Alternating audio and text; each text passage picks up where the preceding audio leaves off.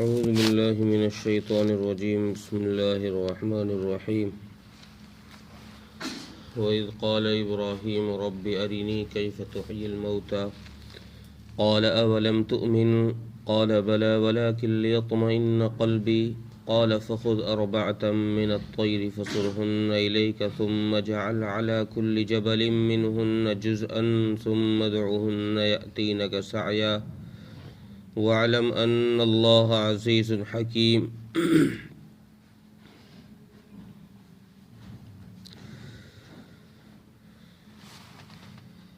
اس آیت میں یہ تیسرا واقعہ ہے کہ اللہ تبارک و تعالی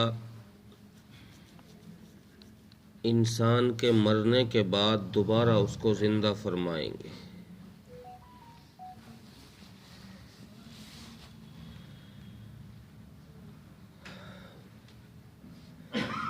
حضرت ابراہیم علیہ السلام کا واقعہ اس آیت میں مذکور ہے، جس کا خلاصہ یہ ہے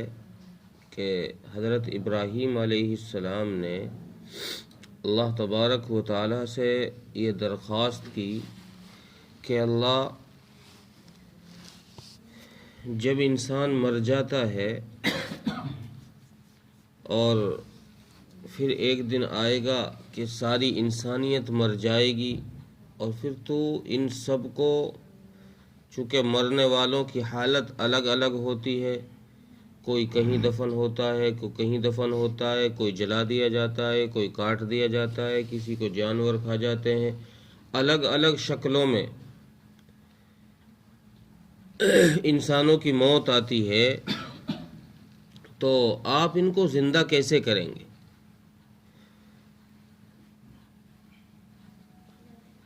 تفسیر مظہری لکھتے ہیں کہ حضرت ابراہیم علیہ السلام کی یہ سوال پیدا ذہن میں اس لیے ہوا کہ انہوں نے کسی دریا کے کنارے ایک مرے ہوئے گدھے کو دیکھا. کہ کیا دیکھتے ہیں کہ کبھی جب موج چڑھتی ہے، پانی کی لہر آتی ہے، تو اس پانی کی لہر کے ساتھ سمندری جانور جو پانی کے ساتھ باہر آتے ہیں، اس لہر کے ساتھ آتے ہیں اور اس گدھے میں سے، مرے ہوئے گدھے میں سے گوشت کھا کے چلے جاتے ہیں. جب پانی نیچے کو جاتا ہے تو پھر جو خشکی کے جانور ہیں وہ آتے ہیں اور اس گدھے میں سے گوشت کھا کے چلے جاتے ہیں. اس سے یہ سوال ان کے ذہن میں آیا کہ اللہ تبارک و تعالیٰ سے یہ پوچھ لیا کہ اللہ، میں یہ دیکھنا چاہتا ہوں کہ آپ زندہ کرنے کا آپ کا طریقہ کار کیا ہے. یقین تو مجھ کو ہے، ایسا نہیں ہے کہ مجھے اس بات پر یقین نہ ہو کہ آپ دوبارہ زندہ کریں گے یا نہیں کریں گے، اس میں کوئی شک ہو.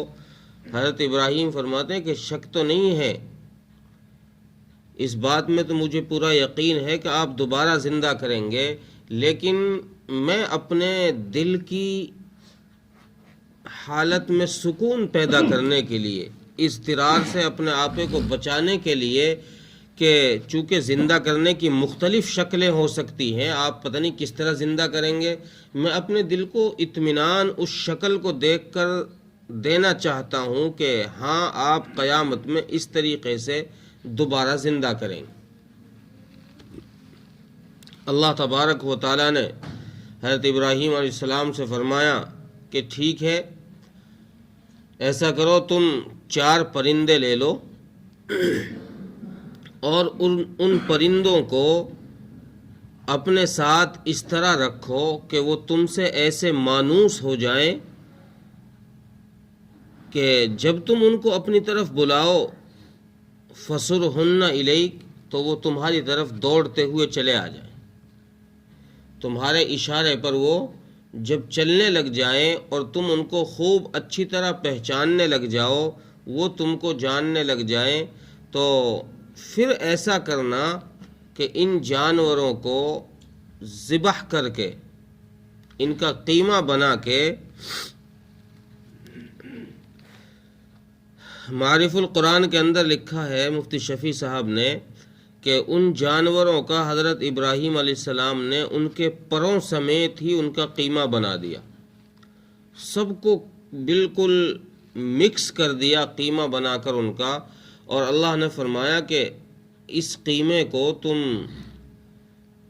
خود اپنی تجویز سے پہاڑ منتخب کر لو اور اس کو چند پہاڑوں پر رکھ کر آ جاؤ، الگ الگ پہاڑوں پہ تھوڑا تھوڑا گوشت لے کے اس میں سے قیمہ لے کے، اور اس کو الگ الگ پہاڑوں پر رکھ کر آ جاؤ، اور جب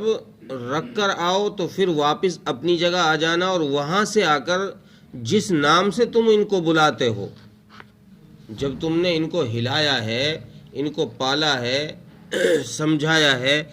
اس وقت جس نام سے تم ان کو بلاتے ہو، جس اشارے سے تم ان کو بلاتے ہو، تو وہ اشارہ کرنا، وہ نام لینا، تو دیکھنا کہ یہ تمہارے پاس یأتینک سعیا، دوڑتے ہوئے آئیں گے۔ اچھا، یہاں یأتینک سعیا کہنے کا مقصد یہ ہے کہ چونکہ تھے تو یہ پرندے، اور پرندے کا کام ہے ہوا میں اڑ کے آنا، پرندے کا کام چل کے آنا تو نہیں ہے، پرندہ تو اڑ کے آتا ہے۔ مفتی شفیع صاحب رحمۃ اللہ علیہ فرماتے ہیں معارف القرآن میں کہ یأتینک سعیا کہہ کر اس طرف اشارہ کیا ہے کہ ہو سکتا ہے کسی کو یہ شبہ ہو جائے کہ یہ جانور جب ہوا میں اڑ کر آئیں گے تو کوئی کہہ سکتا تھا کہ یار ہو سکتا ہے یہ ہوا میں غائب ہو گئے ہیں اوپر، یہ کوئی دوسرے جانور ہوں۔ یہ ممکن ہے نا کہ اوپر گئے اور ہوا میں زیادہ اوپر اڑ گئے، نظروں سے اوجھل ہو گئے، اور ہو سکتا ہے کہ کوئی دوسرے جانور آ گئے ہوں، وہ جانور ہی نہ ہو، یہ وہ گوشت ہی نہ ہو۔ یہ تو اس لیے اللہ نے فرمایا کہ نہیں، وہ تمہارے پاس تمہاری نظروں کے سامنے اس پہاڑ سے دوڑتے ہوئے آئیں گے۔ روح المعانی کے اندر ابن المنذر کی روایت سے حضرت حسن رحمۃ اللہ علیہ کی روایت نقل کی ہے کہ جب حضرت ابراہیم علیہ السلام نے ان جانوروں کو پکارا تو ان کا جو گوشت اور ان کی جو پرے تھی یہ ایک دوسرے کی جگہ سے ایسے اڑ رہی تھی، پر سے پر جڑ رہی تھی ہوا میں اڑ کر کے، اور خون سے خون جڑ رہا تھا، گوشت سے گوشت جڑ رہا تھا، اور ہڈی سے ہڈی جڑ رہی تھی، اور یہ آپس میں جڑ کر کے حضرت ابراہیم علیہ السلام کے پاس دوڑتے ہوئے چلے آئے۔ یہ اللہ تبارک و تعالیٰ نے حضرت ابراہیم علیہ السلام کو ایک ایسا طریقہ دکھایا دوبارہ زندہ کرنے کا کہ جس سے منکرین آخرت کے سارے جوابات مل گئے۔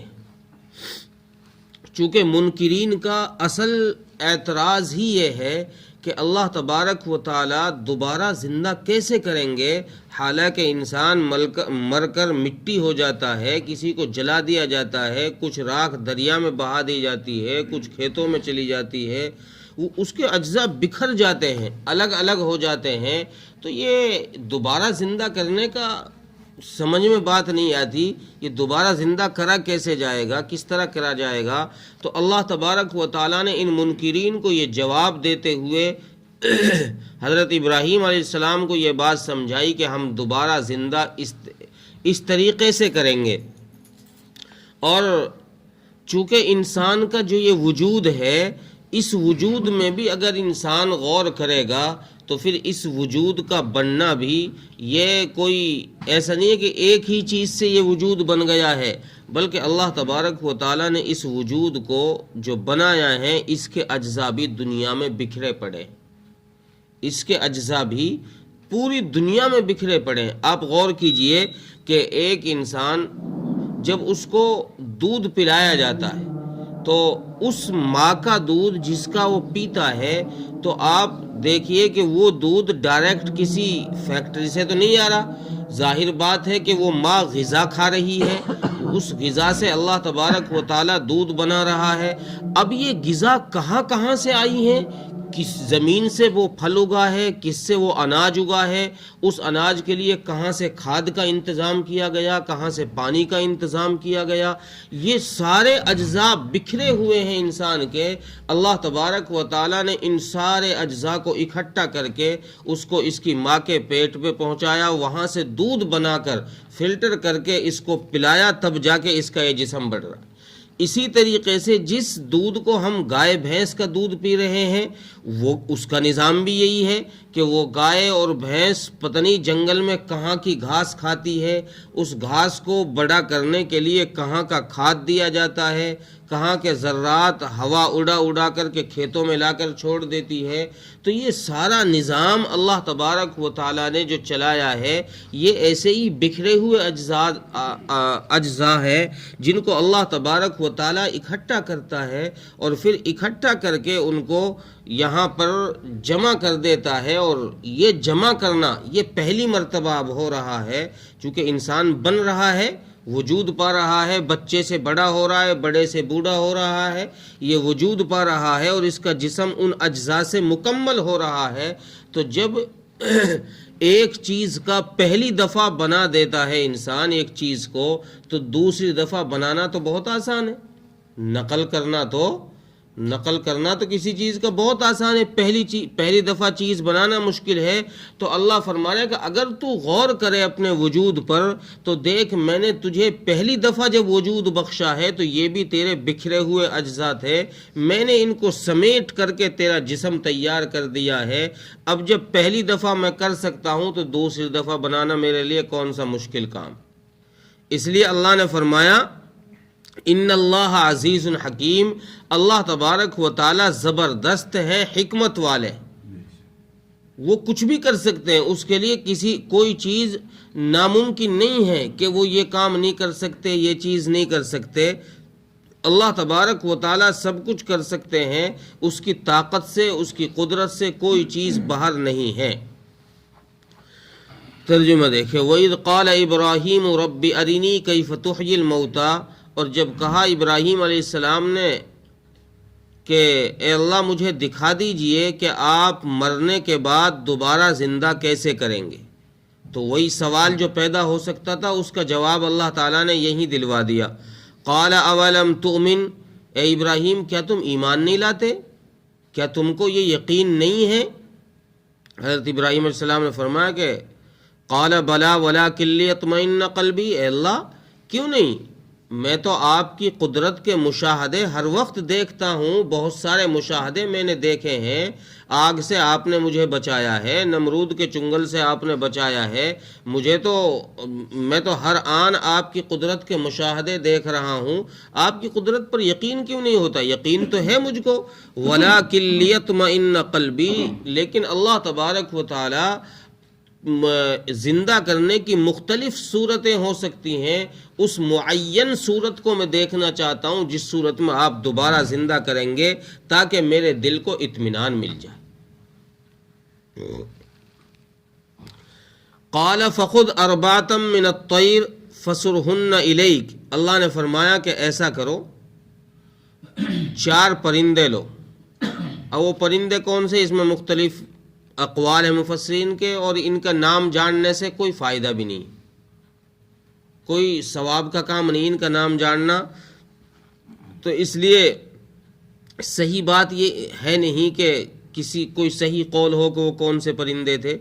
بس ویسے ہی مختلف قول اقوال مفسرین نے لکھے ہیں۔ اس